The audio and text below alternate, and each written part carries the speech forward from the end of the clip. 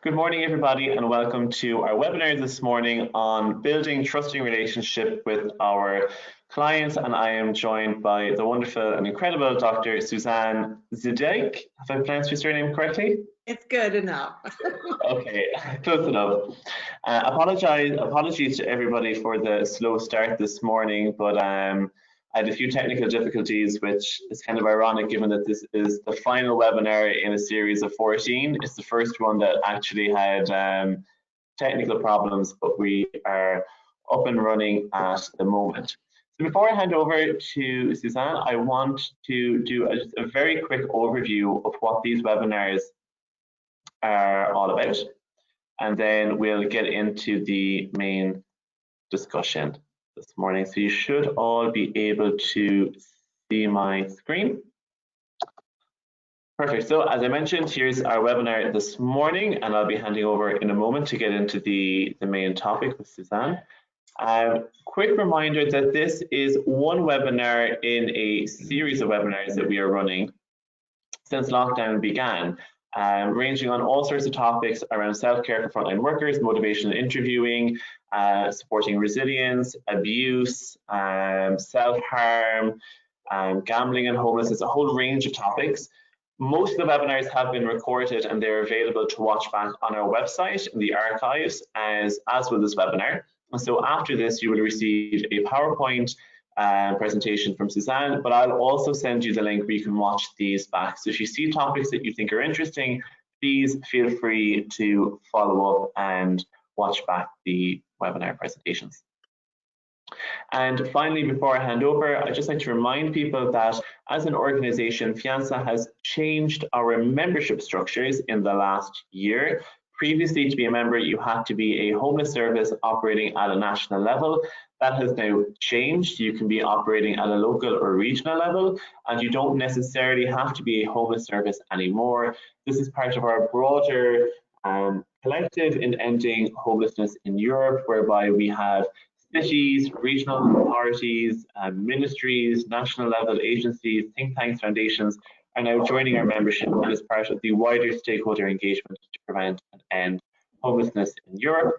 And finally, you can see there are a few benefits to membership as well in our thematic clusters, learning best practices, and when lockdowns are lifted, we will return to doing transnational exchanges, bringing people to different countries and understanding what works and what doesn't work in the pursuit and the fight to end homelessness. I'm going to hand over now to today's presenter as Suzanne is setting up. You should get a little notification there, Suzanne. As Suzanne is setting up, I want to remind participants that we have a questions box on the right-hand side of your screen. And so during the presentation, feel free to put in your questions if there's something you'd like more information about, or is it something that isn't quite clear to you, or you have your own query about something that you're working on at the moment that you'd like to put to Suzanne. Please feel free to put your questions in the box, and we will get to those after the presentation. So, Suzanne, over to you. Fantastic. I have now hit a button, everybody, and I think you can see my slides, but I'm not sure you can see me. Am I right about that, Robbie? So we can see both. We can see your slides in the big screen, and you're in a little box up top. Okay, hello, everybody. It's fabulous to be here, and it is really fascinating to think about the impact of that slight delay on Robbie's part, because it might have left lots of you going, what's happening, what's happening? It certainly left me for a little bit going, what's happening? And if we just think about the state that gets a body into, it raises anxiety levels when you don't know what's happening. And then once those anxiety levels have risen, it takes at least 20 minutes for the cortisol to slip away. And if that's happening for you out there, and for all of us, around Europe at the moment, for all of us who are gathered here, how much more is that happening for a whole lot of other people, including for people who have been struggling with homelessness, perhaps for years? So there's something about just using our experience in this very moment and being aware of it that helps us to reflect on the bigger problem that we're trying to tackle, which for me is caught up in building trusting relationships.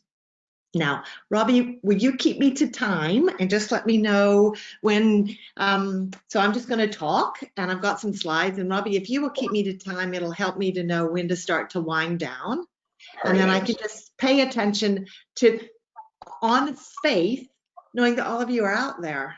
And that becomes interesting. I have to do it on faith, which is what lots of our clients have to do. They have to take on faith that someone will come and help. And that can be really tricky. Okay, what might you call that? I could have called this morning building trusting relationships. And indeed, that's what we've talked about when the publicity went out. But actually, I could also have called it building trusting moments, because relationships are made out of a series of moments. And if you find yourself thinking already, looking at that slide, okay, Suzanne, but what has babies got to do with homelessness? Well, trust begins with connection, and everything that I talk about as a developmental psychologist is based around that theme of connection. And we're going to come back to that in just a moment, but I thought I would do a teeny bit of my backstory because it helps us to think about what information do we need to help other people and how do we get it. I'm indeed Suzanne Zeedyk, and I'm really a developmental psychologist and research scientist here at the University of Dundee for the last 20 years. But I found in that time that I loved knowing about the science of connection. What I found is that I realized that lots of people didn't have access to the information that I had. And so it's now 10 years ago, well, 9 years ago, heading toward 10, that I took the decision to leave an academic environment and step out to try to work with the public. And what I find is that the same information I'm talking to you about this morning, I talk to all these other groups, the mental health, politicians, nurseries, education, musicians, baby theater. And I like putting that idea out there because it helps you to realize that the conversations we're having this morning are part of a much bigger conversation about the nature of human experience. And within that, I forever address three themes. The first is babies arrive already connected. The second is that a sense of connection and disconnection shape brain development and body development, and that society suffers when babies and when adults don't feel connected. One of the key challenges in the homelessness community is that lots of people don't feel connected. So it is absolutely relevant to talk about this information, about how are we going to increase a sense of connection, especially in this time of COVID, which has been a time of real disconnection for societies around the world. So in the time I've got today, I thought I might address two themes. The first is just to give you a little bit more insight into what I call the science of connection, so that helps your confidence in thinking and talking about this, and then end with some practical tips that can help you to create connection with your clients or indeed with anybody else. Okay, so let's start with the science of connection. And let's come back to that image you've already seen. Here's the key message of that image. Babies arrive already connected. We didn't used to know that, but we now absolutely know that. This is Daniel and his mom. Daniel was born during lockdown, and in this picture, he is 30 minutes old. He's just here with us. And yet, look at the connection that is going on between he and his mom. Lots of time, if a baby is struggling after labor, if they're coming out of withdrawal from perhaps drugs that their mom is using, if the mom is traumatized, we often don't get to see that connection. But if the baby is alert and not struggling, the same for mom and for dad, we can see the connection. Babies are born already able and expecting faces, voices. They are already connected to other people. It is really remarkable and kind of profound when you have time to think about that. And especially when you connect it to the next key idea, which is that our biology, our brains and our bodies are shaped by relationship, are shaped by the sense of connection or disconnection that we share with other people. The idea that the way other people treated us as a baby is woven into your neural pathways and into the way that your body produces hormones is really kind of profound. I think of those as saber-toothed tigers and teddy bear moments. That's the language I use, that the amount of fear you've experienced and the amount of comfort you have experienced early in your life gets woven into your very biology, into your brain development. So if you have lots of saber-toothed tiger moments, lots of moments of fear, and not a lot of moments of reassurance, your brain becomes wired differently than if you have lots of moments of reassurance and a lower number of saber-toothed tiger moments. Literally, you have neural pathways in your brain that are woven out of those emotional experiences. And the same goes for your body. If you have to use your saber-toothed tiger system, the system that copes with fear, stress, anxiety, uncertainty, uncomfortable experiences, if you have to use that too much, then it makes it difficult to get back to your teddy bear system that helps you to calm down, that helps you to feel safe. And of course, people who live in homeless situations spend much more time in their saber-toothed tiger system than they do in their teddy bear system, simply because life feels scary and uncertain. That key idea is what makes up our human stress system. It underpins behavior. It underpins adult mental health, the way your body got set up, the way it developed out of relationships and other experiences. It underpins your adult mental health, and we now know it underpins your physical health. I'm just trying to give you some key insights that hopefully will help you to be curious. If you want to know about that unusual language of mine, saber-toothed tigers and teddy bears, we've just, during lockdown, released a second edition of my book, which is designed to just help people to get this and understand it and think about the language that they can use to talk to other people about these very topics. Because I just want to give one more third idea that underpins these ideas of the science of connection. And that taps into the science of childhood trauma, or you might call it toxic stress, or to make it easy, you might just use the language of childhood fear. We now know that if you spend lots of time in fear as a child without anybody to help you with that, it leads to what's become known as adverse childhood experiences, or ACEs for short.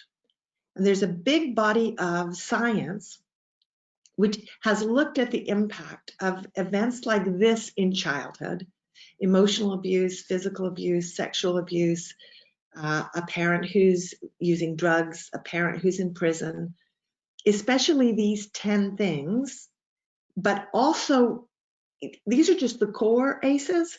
You can expand it to lots of other experiences. The Black Lives Matter movement helps us to think about racism and neighborhood violence. There was a key study published in 1998 by the lead authors Felitti and Anda. And if you Google, you'll find lots of discussion of this triangle. And what it shows, that piece of research that was published in 1998, is that if you have adverse childhood experiences, that pink bar there at the bottom, it leads to disrupted neurodevelopment. It changes your brain and your body. That leads to difficulties in social, emotional, and cognitive impairment. That leads to the adoption of health risk behaviors like drugs and alcohol. That leads to disease, disability, and social problems like homelessness. And that leads to early death. This is a fabulous bit of research. And it, I think, helps us to think about homelessness. If you want to know more about it, this film by KPJR Films has had a massive impact here in Scotland. And this is a gathering of us in 2018 with 2,000 people that came together to talk about this topic. And the reason I wanted to pop this up there is because I hope it helps to inspire you to wonder, how do you get people to talk about disconnection and about childhood trauma, so that you will know that here in Scotland, we are managing that. That film was crucial, and we are better able now to talk about childhood fear, to talk about the long-term impact if we don't get relationships right. And here is one of the reasons I wanted to talk about that today. This is a piece of research published in 2013, and you can see that it was examining the relationship between ACEs and homelessness. And there I've highlighted one of its key findings was that childhood adversities are significantly related to homelessness. Childhood fear is related to adult homelessness. Now, you've talked about that in your own work here with FIANSA. This is a piece published in your magazine last year.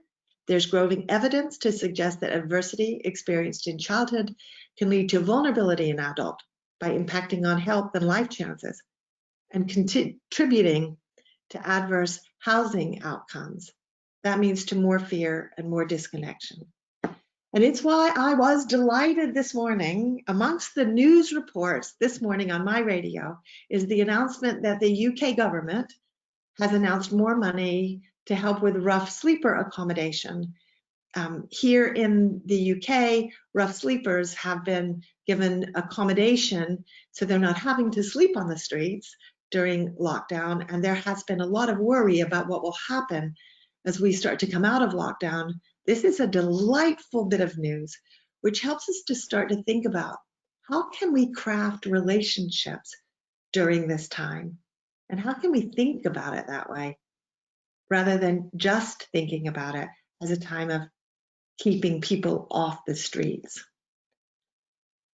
Which brings me, after that very quick look through the science of connection, just so that you can get a sense that there is science out there that can help you to think about this and to articulate the need for thinking about this to other people. Here are 5 tips that science helps us to have about how to create connection. Okay, here's one thing you can do to help as a social worker or anyone else working on homelessness during this time.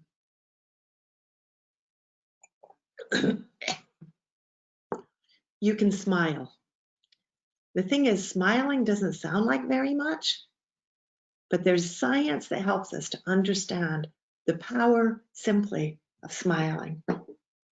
Here's a piece of research published in 2007 that talked about the perception of facial expressions in newborn babies. And what that study showed was that at less than 48 hours old, less than 2 days old,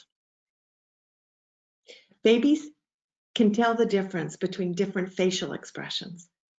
They spend longer looking at faces that are smiling than faces that are having other expressions. 2 days old, smiling matters. And therefore, when we're thinking about using masks, one of the things that's being talked about is that people can't see smiles, and that's true. Okay, so here's an interesting idea. If you're working on the streets with homeless people, smiling will help in moments of connection and trying to have conversations. I've been talking a lot about this particular mask. It was developed for people who are deaf and hard of hearing, but I actually think all of us could use it. I wish we were talking more about the power of smiling, and although people are, what they're talking about often is how to smile above the edges of the mask. There are people now producing these kinds of masks.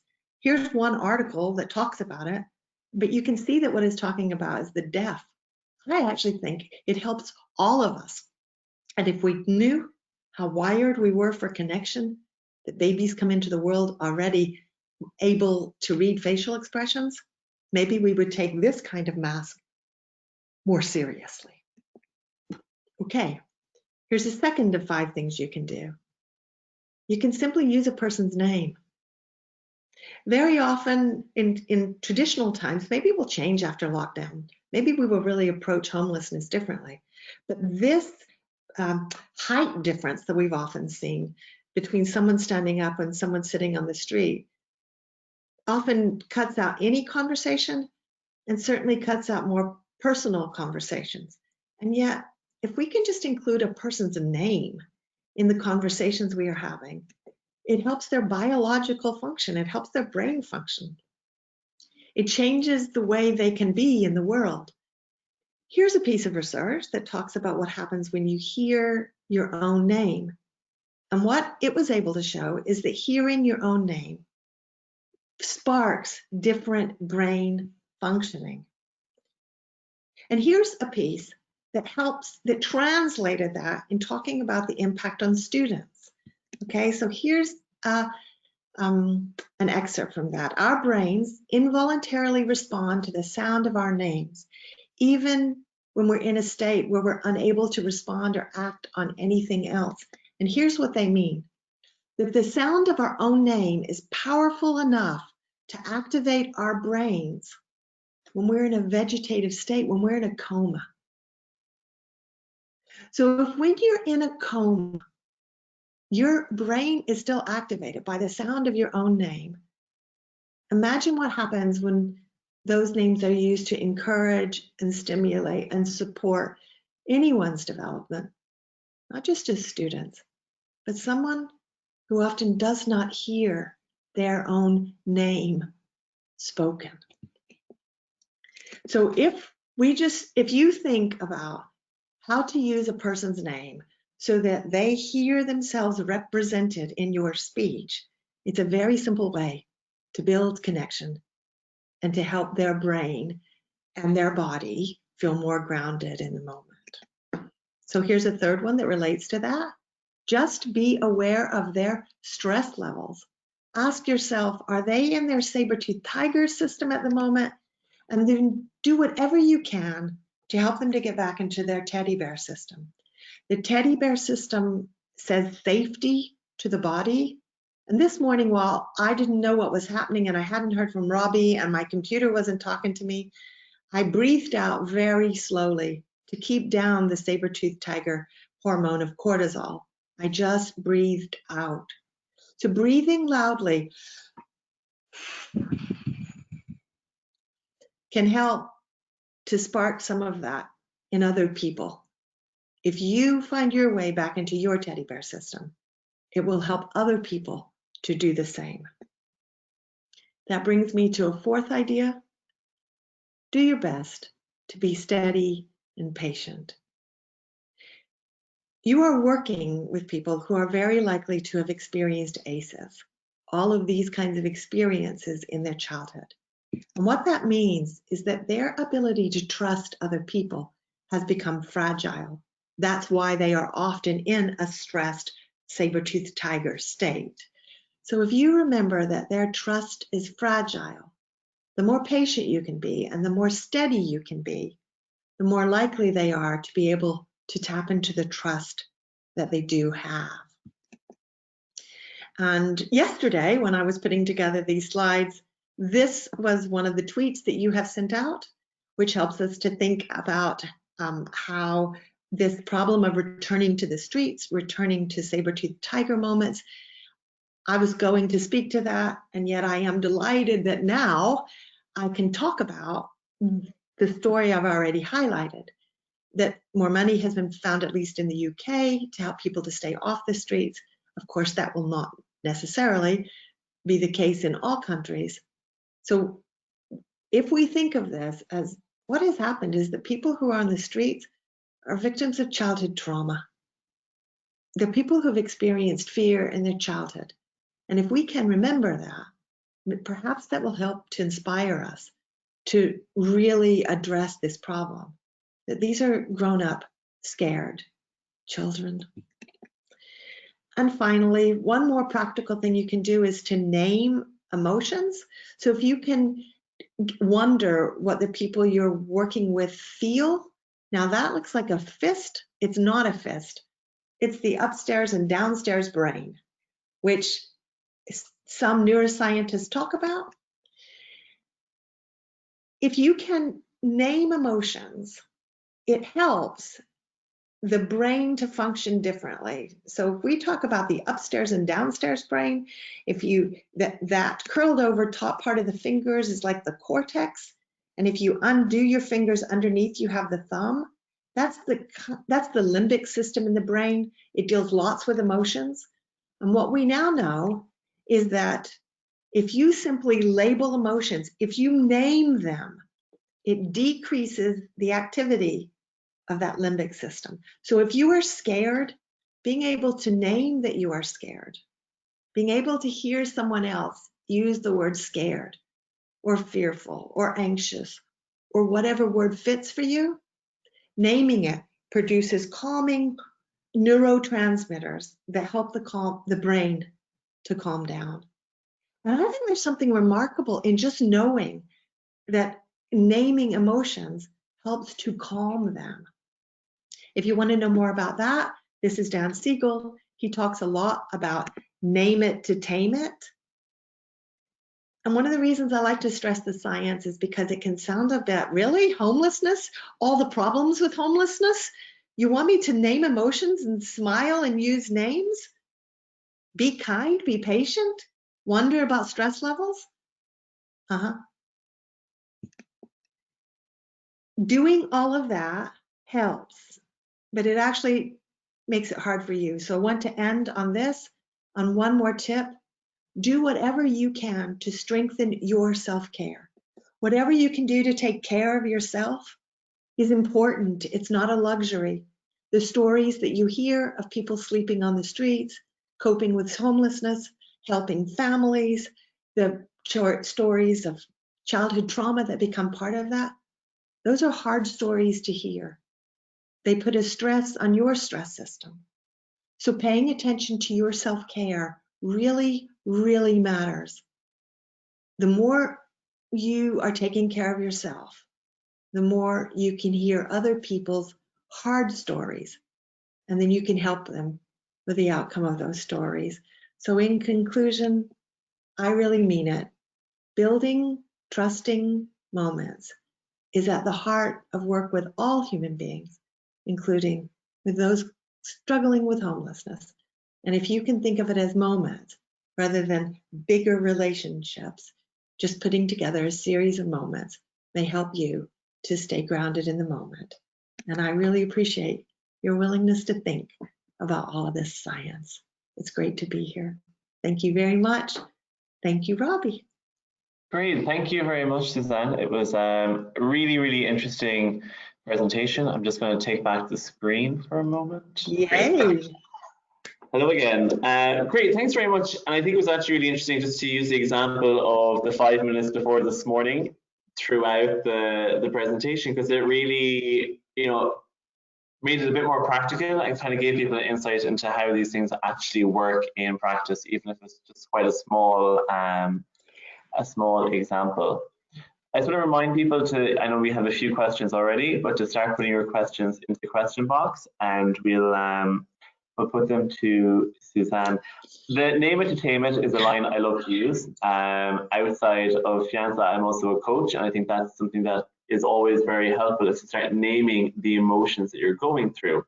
Now, I know from my own experience, and I'm sure some of the participants on the webinar might feel the same, do you have any tools or tips to help people identify the emotions that they're going through? Because sometimes I find when you're talking to somebody, they're so in it that actually verbalizing and articulating it can be really, really difficult. To kind of say, I'm feeling angry or I'm incredibly stressed, but you can't even get the words out. Do you have suggestions in that area? I do. And let me go back a step. I think it's kind of remarkable for lots of people, the idea that naming your emotions like helps and matters, and something as big as homelessness, it almost sounds a bit twee. So it sounds too light. So part of what I have tried to do this morning is just to help us to take seriously the idea that these little moments matter. Smiling, naming emotions, using somebody's name. So there's a confidence that comes with that, like, really? Uh-huh. So if once you begin to explore that, then you can have more curiosity about techniques like your question, which is, okay, if you're so in it and you can't name the feeling, what can you do that's close to that? Well, you could name where in your body you're feeling it. So are you feeling that in your chest? Are you feeling it in your throat? Are you feeling it in your head? Are you feeling it in your tummy? What color is it? If it were an animal, what would it be like? If you acted it out, what would it sound like? Doing anything that gets you in touch with your body helps. And then if you get to the point where you can name it, it's the identifying of it that helps the body start to go, okay, I know what is happening here. And the idea that getting in touch with that produces neurotransmitters that help the brain to calm just feels kind of remarkable to me. So anything you can do to get in touch with what you're feeling, or to help other people to get in touch with what they're feeling, really will help. Perfect. Okay, so into some of the questions. The first few are just more comments of, this is brilliant, fascinating, yet very simple stuff. Thought the fragile trust was a very good explanation as well. That came up in the comments. What a wonderful way to bring the series to an end. So informative. Thank you very much, Suzanne. Thank you so much. I found this really beneficial. Thank you, Suzanne. It was really awesome to hear that also the little moments can have a big impact. So lots of thank you. Really informative. But I actually think that last comment. Actually, can I come in? Please. Robbie, can I come in there? Okay, look at all the lovely spontaneous thank yous that have been offered to me, right? Nobody told people to do that. Nobody required people to do that, and yet people have wanted to express that. Okay, so that means that whatever I have said has touched people. Okay, and that makes me feel good, and that makes me feel calm in the midst of not actually knowing if anybody is out there. Okay, this is weird, all this technology. So it's another illustration. If you can say thank you to your clients, it will have the same impact on them. Thank you for your time today. Thank you for your trust. Thank you for sharing with me that you feel scared. Thank you for smiling at me. Anything that you can say thank you to them for will also help to boost that sense of connection. I'll bet there will be people have never said thank you to them for anything, maybe for years. And so just offering a thank you is part of a way that we treat each other as human beings. So what is happening this morning is an example of this wider approach to making connections. Very true. And I also think that last comment about was also quite important in terms of breaking it down into little moments, that it's trusting moments rather than trusting relationships. Because the idea of a trusting relationship can seem incredibly daunting, and where do you start? And it can seem like never ending, versus creating small moments. It's like it's a bite-sized chunk that's a lot more easy to manage and to handle. A bite-sized chunk fits the name for this series as well. Yeah, exactly. Great branding from your side. You fit it in with our messaging. Sometimes solving the problems that we're all working with can just feel massive. It can feel too big, and the bigness can make you stop and give up.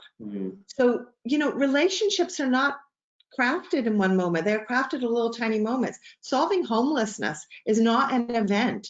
It's a process.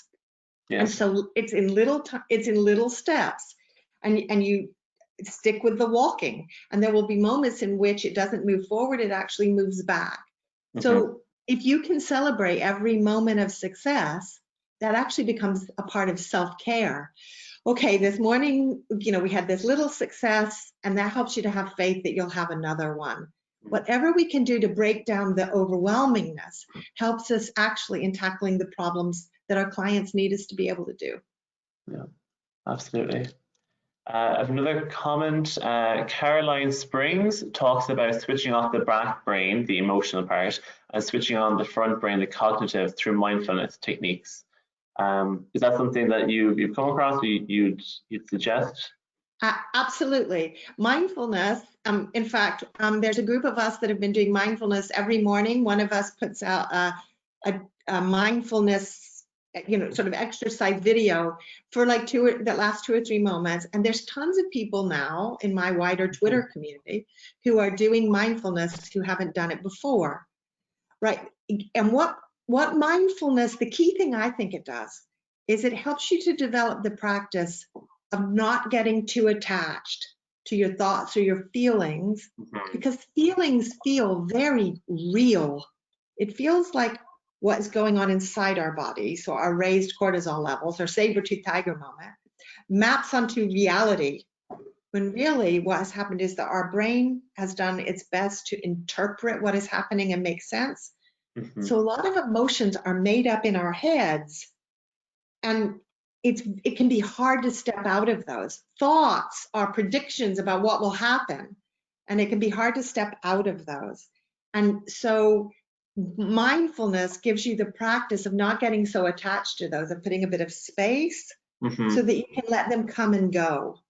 And that would be, for anybody who's in difficulty, that is useful. Although it sounds crazy, let's teach mindfulness to people coping with homelessness. At one level, it sounds almost patronizing. And it would help, but not if we do that at the expense of also providing places of safety. We need both the big stuff and the little stuff. And if we think in terms of, if you have had, if people on this, people on the street, if adults have had childhood trauma, they're less likely to be able to manage a lot of those feelings. And so helping them to develop the capacity to do that is a real kindness. No, but I think that comes back to, and Sharon has just thrown the line back in again, that ending homelessness, like you said, it's not an event, it's a process. There's no one single solution that this ends it. It's a much wider process of housing, access to employment, good healthcare, good mental health care, practices like mindfulness, being able to address the trauma. They're all linked together. The other comments are sending you a virtual smile. Really enlightening session. Thank you very much. I have just one long comment I'm just going to read out. So I'm wondering about the connection between trusting moments and relationships. In my team in the shelter, we were discussing if it can do harm to build moments of connection, because it might make our young clients hope, expect more of that, even if we are in a place where we might not be able to continue this path. We of course try to smile and use our names also in stressful situations, but sometimes it is not really possible to have a calm moment with each other. I think that's probably representative of a lot of people.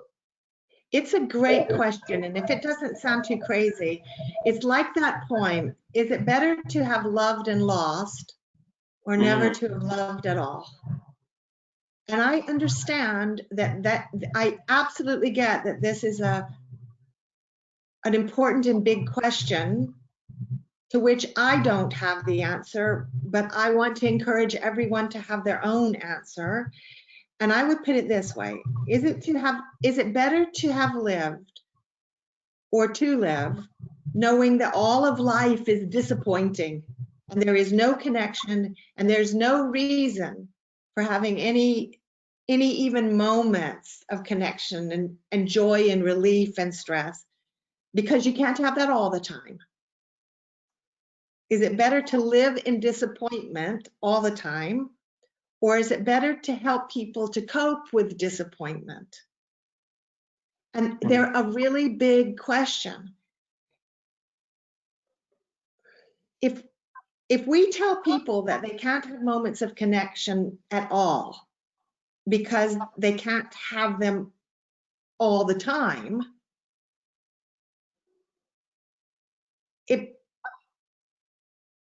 I'm trying to frame it in a way that helps us to step into the real difficulty of that. And you can hear the gaps in my voice in what I'm saying, because I think it's a profound question. Sometimes, let me take it back to childhood. Some parents think that they need to say to their children, the world is a tough world, so I need to toughen you up to get you ready for a tough world. And so what the child grows up with is an understanding of relationships as toughness. And that means they never learned the relationships are also full of joy. And that kind of warps how they live in the world. Mm-hmm. So if we could give people moments of connection, whilst also helping them to cope with what's going to happen when I have to go away, that would balance that. The trouble is that lots of people who have lived with homelessness have learned that people go away, so they shut down and they don't want to connect with you because they know you will go away too. How do we put all of that together is a big, profound question.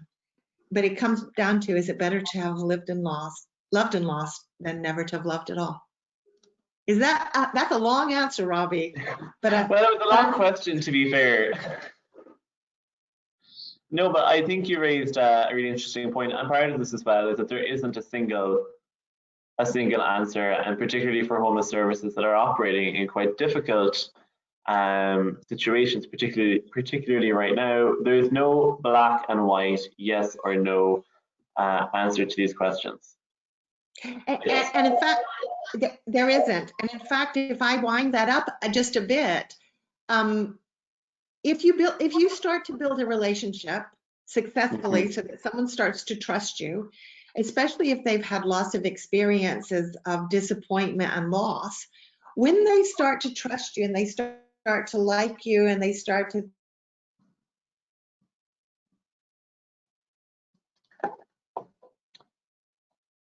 and they actually push you away, because the wanting you to stay and the trusting of you in itself becomes a stress.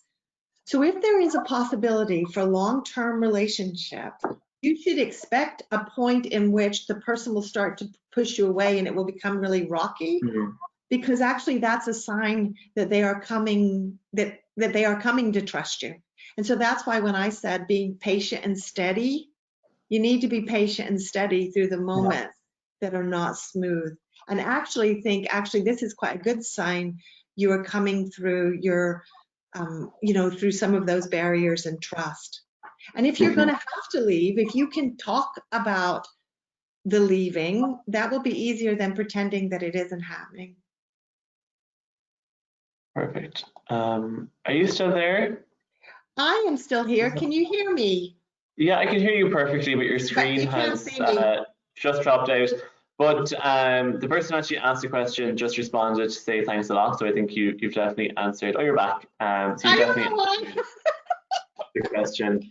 But I think maybe that's it for the questions. And maybe it's a sign from the internet providers that it might be time to wrap up. But I want to thank you again, Suzanne, for joining us today, giving us your time, presentations.